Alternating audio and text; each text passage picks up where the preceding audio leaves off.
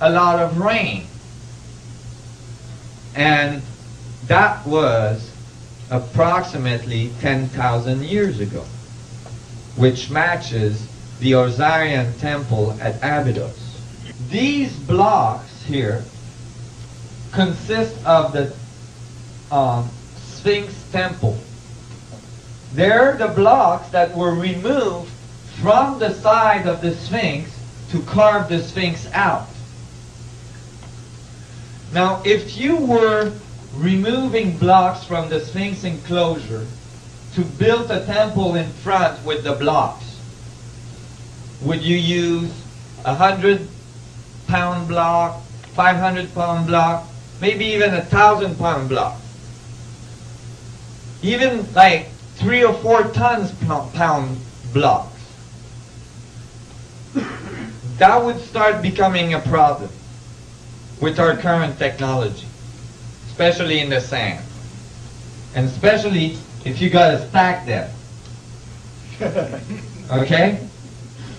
But the ancient Egyptian or whoever 10,000 years ago built this didn't remove 100-pound block.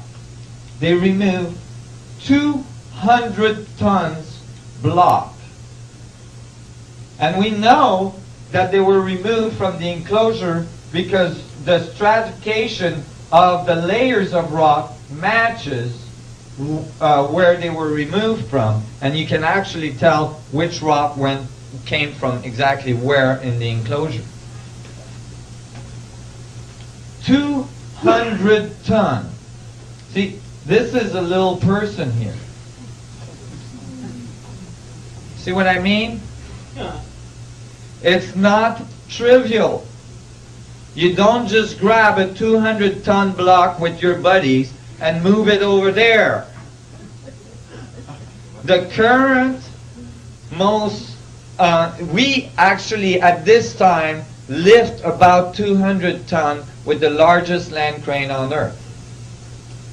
And we move it only from a truck bed into a boat. We can't roll with it. We can't go and like move it around the sand, and certainly we can't stack them on top of each other to make a temple. 10,000 years ago, somebody was moving 200-ton block with ease. I think this is fantastic. You know, because this is about our true history. This is about what happened on this planet prior to our current history, prior to our current thinking. Look at this statue. Ramses II. When they found this statue, it was laying like this, and it had fallen over in the desert. It's made out of pink granite.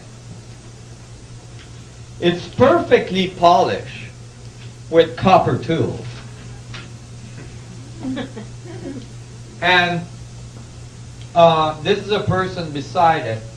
The statue itself, when they found it, they said, "Oh, let's just move it over there because we're going to build the Ramses Museum."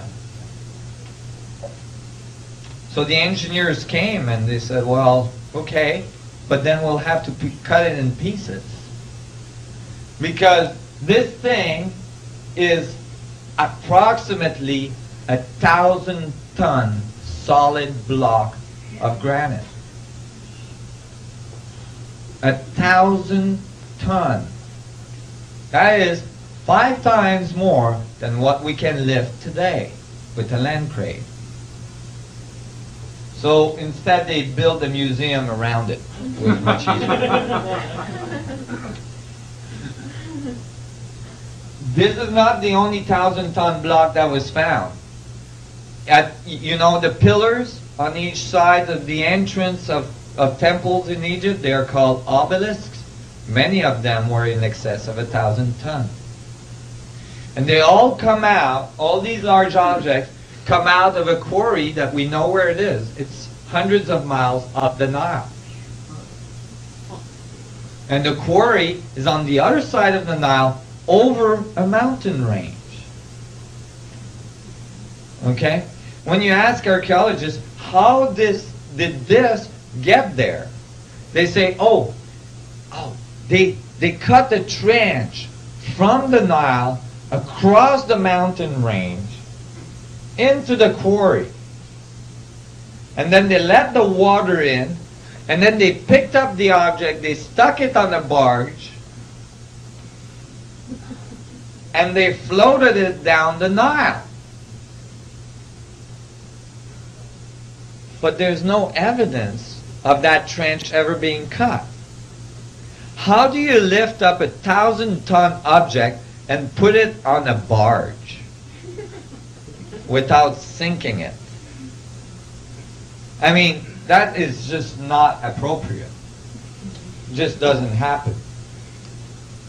So when you look at this, you start to wonder, who were these sun gods? And were they able to go all around the world?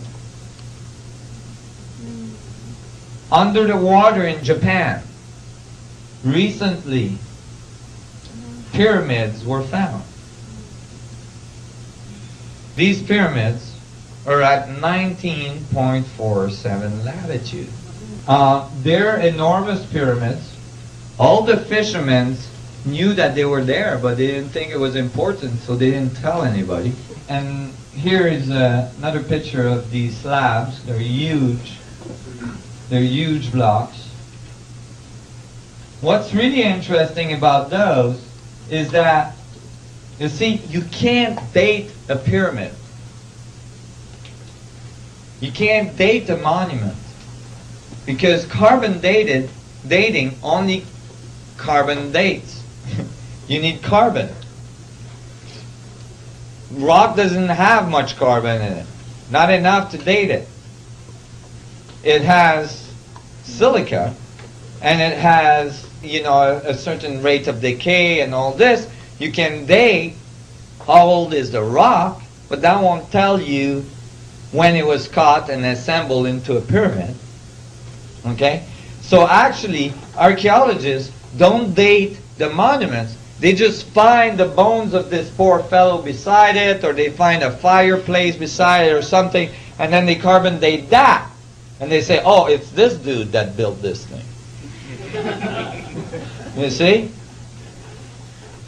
But when the pyramid goes under the water, now coral growth starts to happen shortly after. And that's carbon datable. So now you can tell at least when the pyramid went under the water. Well, when they carbon dated these pyramids, they went under the water at least 10,000 years ago. The meltdown of the last ice age, when the water rose and covered the earth. There is over 500 flood stories in ancient civilization all around the world, talking about an advanced civilization that was there prior the sun gods, and the flooding that occurred that destroyed morals of that civilization. Here we might be seeing some of the vestiges of that civilization. But anyway, these pyramids were found in Egypt. And these ones are datable to 10,000 years. Check out this picture. This was taken during the Second World War by an American pilot that was lost over China. And he saw this pyramid, and he took a picture, and he brought it back home. He survived the whole thing and brought the picture back home. And everybody, a few years ago when I would present that, people would say, oh, well, that one is iffy, this could be a hoax.